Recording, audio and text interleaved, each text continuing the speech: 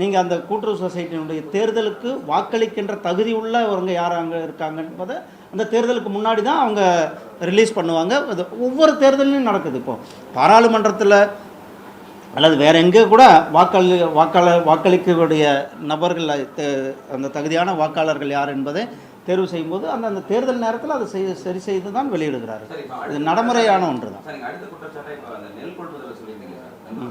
கடந்த வருடத்தோட இந்த வாட்டி 13 மடங்கு நெல் அதிகமாக விளைச்சல் அதிகமாயிருக்கு. அதுக்கான குடோன்கள் இல்லைன்றது குற்றச்சாட்டு என்ன சொல்றாங்கன்னா, ஏன் எடுக்கலன்னா செறிவூட்டப்பட்ட அரிசிக்கான மத்திய அரசு கொடுக்கலன்னு அதை ஒரு பெரிய குற்றச்சாட்டை வைக்கிறாங்க. ஆனா விளைச்சல் ஒரு மூட்டை விளைஞ்ச இடத்துல 13 மூட்டை விளைஞ்சிருக்கு, முழுக்க பாதிக்கப்பட்டு குடோன்கள் இல்லாத பிரச்சனையா இருக்கு. இதை ஒரு காரணமா சொல்றாங்க. எப்படி விவசாயிகள் முழுக்க பாதிக்கப்பட்டு பாருங்க, செறிவூட்டுறது என்பது தனி ப்ராசஸ்.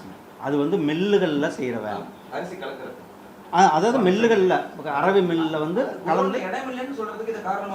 அது அப்போது ஒரே நிமிஷம் அண்ணா, ஒரு நிமிஷம் நீங்கள் கேட்டீங்க நான் பதில் சொன்னேன். அதாவது விளைச்சல் அதிகம் வருன்றது எல்லாருக்கும் தெரியும். ஏன்னா விவசாயத்துறை இந்த வருஷம் முழுவதுமே மழை பெஞ்சிருக்கிறது. எல்லா இடத்துலையும் இவ்வளோ விளைச்சல் வரும் என்பது எதிர்பார்க்கப்படுகின்றது. அந்த துறையினுடைய வேலை.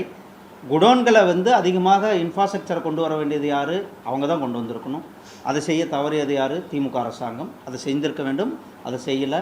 அல்லது விவசாயிகள் இடத்துலேருந்து வாங்கி ஒரு குடோன் என்பது ஒரு டெம்பரரியாக கூட நீங்கள் வச்சுருக்கலாம். இல்லை, டெம்பரரி செட்ஸ் விவசாயிகள்லேருந்து வாங்க ஒரு டெம்பரரி ஏதாவது ஒரு இடத்துல அதை பாதுகாப்பான இடத்துல வைக்கிறதுக்கான வழிகளை தேடி இருக்க வேண்டும். அதாவது குடோன் இல்லை என்பது சொல்லுவது ஒரு கோழைத்தனமான ஒரு தான். அதாவது விவசாயிகளிருந்து வாங்கணுன்ற எண்ணம், அதை வாங்கி எங்கேயாவது வைக்கணுன்னா அதுக்கான வைக்கிறதுக்கான பல ஏற்பாடுகள் இருக்கிறது. எங்கே ஒன்றாலும் பாதுகாப்பாக வைக்கலாம். அந்த துறையிலேயே நீங்கள் 120 கோடி ஊழலுக்கான வாய்ப்பு இருக்குன்னு சொல்றீங்க. இப்போ இந்த நெல் கொள்முதல் நடந்திருக்கிறதாக சொல்கிறாங்க. விவசாயிகள் தரப்பில் சொல்கிறாங்க. ஒவ்வொரு மூட்டைக்கும் விவசாயிகளிடமிருந்து 40 ரூபா அன்அஃபிஷியலாக வாங்குறதாக ஒரு பிரச்சனை. திமுக அரசாங்கத்தில் இதெல்லாம் வாங்கலைன்னா தான் அது பெரிய ஆச்சரியமான விஷயம். திமுக அந்த அளவுக்கு ஊழலில் ஊறி போயிருக்கிறாங்க. ஊழல்னாலே திமுகனாலே ஊழல். திமுகனுடைய அர்த்தமே ஊழல் தான். அந்த 45 ரூபாய்க்கான காரணம் என்ன சொல்றாங்கன்னா சார், சென்டருக்கான இடத்தை அந்த 45 ரூபாய் வாங்குற சென்டரிங் ஆட்கள் தான் இடத்தையே வாங்கி அதுக்கப்புறம் ரெஜிஸ்ட்ரேஷன் பண்றாங்க சார். ஆனா அந்த இடத்தை வாங்குறது கூட அங்க வேலை பார்க்குற சுமை தூக்குறவங்க தான் வாங்குறாங்க. அது என்ன சொல்றாங்கன்னா, ஊர்ல இருக்கக்கூடியவங்க அந்த இடத்த தானமா கொடுத்தா அது அரசாங்கம் பத்திரப்பதிவு பண்ணி கொடுத்துன்றாங்க. அந்த வாங்குறதுக்கான அந்த இடத்த வாங்குறதே அங்க பணி செய்யறவங்க தான் சார், சென்டரிங்ல இருக்கிறதா. அரசு எங்க நிலம் இடம் ஒதுக்குறது இல்லை. இதுதான் பெரிய குற்றச்சாட்டா இருக்கு. அதுதாங்க, அது பண்ண வேண்டியது யாரு?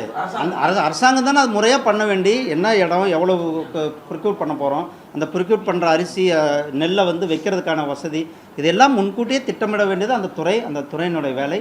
அதை துறையினுடைய அமைச்சருடைய பொறுப்பு. நன்றி அண்ணா.